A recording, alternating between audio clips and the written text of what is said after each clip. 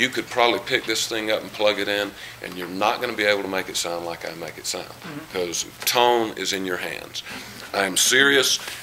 When I sat down and started woodshedding, I would sit and go, okay, now what's the difference in that? Y'all hear the difference in those two tones? It's a very subtle thing. Or what if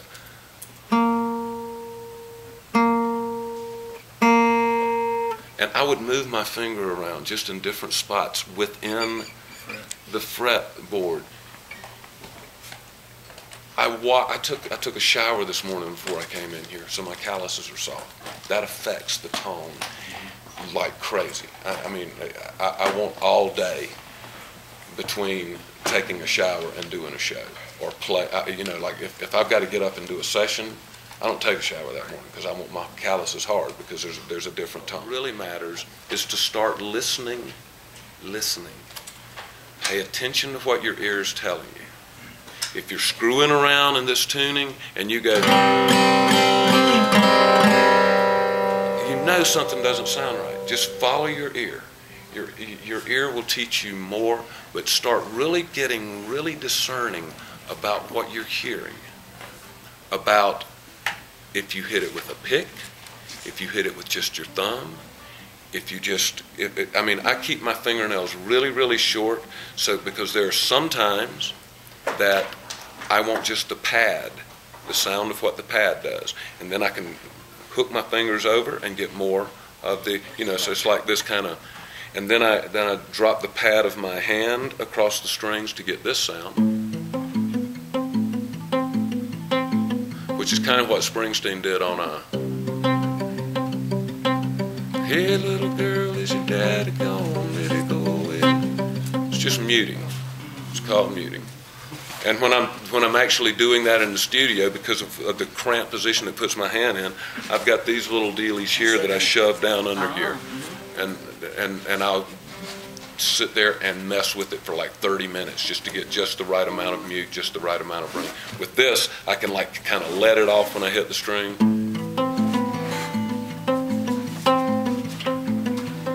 Or I can play it.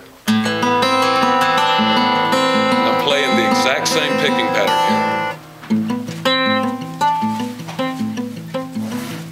here. But work with your instrument. If there is anything that I wish I had done as a younger writer, I wish that I had gotten better at my instrument. I may not have become as good a writer, because there are very few people that I know that are like blistering guitar players or blistering piano players that are actually really good writers. It's a different type of patience. I never had the patience to sit there and get to where I could do scales like, you know, it's like, whoa, man, how you do that? How you get that good? I never had the patience to do that. And then most people who had the patience to do that never had the patience to sit down and try to figure out, songwriter, what are we going to rhyme with love today? Yeah. And you know. You ever use a pick, Chuck? I've never been able to hold on to a pick. It keeps flying off and going inside me. You know, and now, but in the studio, I do use a pick, you know, to get a certain.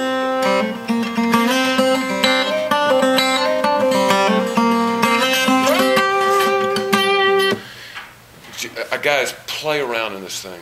You can't imagine what a sucky-ass guitar player I really am. And all of these things just like fell under my hand, and I just worked them over and over and over, and it got to where I fooled people into thinking that I can play guitar. What it's about, baby. That's my goal. You know? What it's about.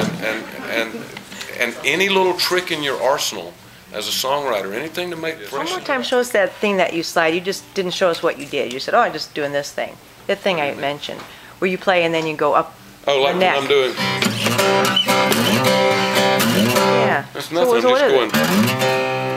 So you're hitting and then you're lifting? Yeah, I'm just.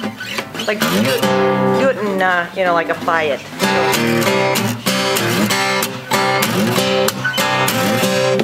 Sometimes you do it really fast in between, like it doesn't like. I have no idea when I'm playing on stage. I really am not. I don't know what I'm doing. I'm just because you get to the point where it's not. I'm not thinking about, okay, now I'm going to the 5th fret with the second. I'm not doing that. anymore. I'm just playing. I'm just, you know, and it never works the same way twice. You know, it just never works the same way twice. Every now and then I get good performances, and some of them have been taped. And I actually, on Boyfriend in Your Bedroom, somebody taped that at the listening room in Nashville. And when the next day, someone called me up and said, "Dude, have you seen this video that's out of you?" And I went to it, and I sat there and was like backing it up, going, "What the hell was I doing?" And it took me probably about 3 or 4 hours to figure out what I was doing when I played it. But you know, once you get to where it's just another language. I'm not really thinking about how I'm saying it on here. I'm just playing it, and it gets to where it's just, you know, it's under my hand, and it will get there for you. Believe me, and anyone can do it in 6 hours, 6 days a week for 6 years. Studies for like gymnasts to commit a thought-out physical process to muscle memory, so that you can bring the artistry in, takes between 20,000 and 150,000 repetitions, depending on how difficult it is. Hey, check this out. There's a book out by Malcolm Gladwell called Outliers. And they have actually started, and where it started was people who became first chair violinists, first chair cellists in the symphony, and the soloists. They figured out, and it was at, I'm trying to remember the school, but anyway, you can read the book and see this. But the point is this, that the people who ended up going into teaching and working at the music store were the people who, by the time they were 20 years old, had about 6,000 hours on their instrument. The people who ended up being second, third, fourth chair, they had between 7,000 and 8,000. Every one of them that were out front, the first chair and the soloist, they all had over 10,000 hours. Now you think about 10,000 hours. That's a lot of hours. And it really is. It's committing something to muscle memory to where you can just do it. You know, nobody's thinking when they're at a plate and a 98-mile-an-hour fastball is coming at them, nobody's thinking about the mechanics of hitting. But they've hit for 10,000 hours, and so it becomes artistry. And that's the only way it's ever going to arise, you're ever going to rise above just trying to think about what you're doing here in your hands. It's just playing it, and just playing it, and playing it. I tell people to get a strap, and in the morning when you get up, put it on, and go make your coffee. And while your coffee's making, just sit there and play. Play it all day long. If you got something else to do, when you get done with that, get it on your neck and just play it and play it and play it, because you can get good at it. You really can. Get pretty good at it. Go, Ron. Good question. So, would you mirror that same thought for purely songwriting then too? Absolutely. That's why you say you write song after song after song after song. Absolutely. To the point that you get past the thinking about it and it comes to artistry. Like when you sit down, I know you got to work out the kinks sometimes in the songs, but those flashes and moments happen as you've just done it for over and over again, right? I've got a rhyming dictionary in my head. I don't look for rhymes. And the way I write when I'm working really fast is I try to think in quatrains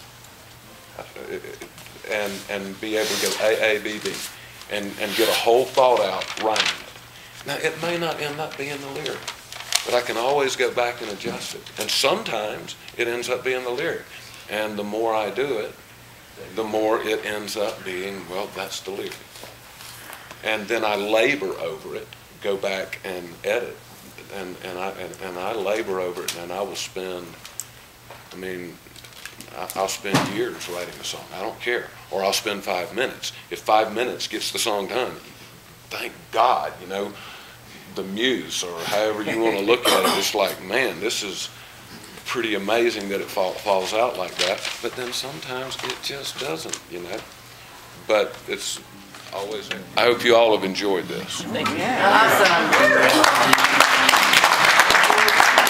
Go forth and prosper.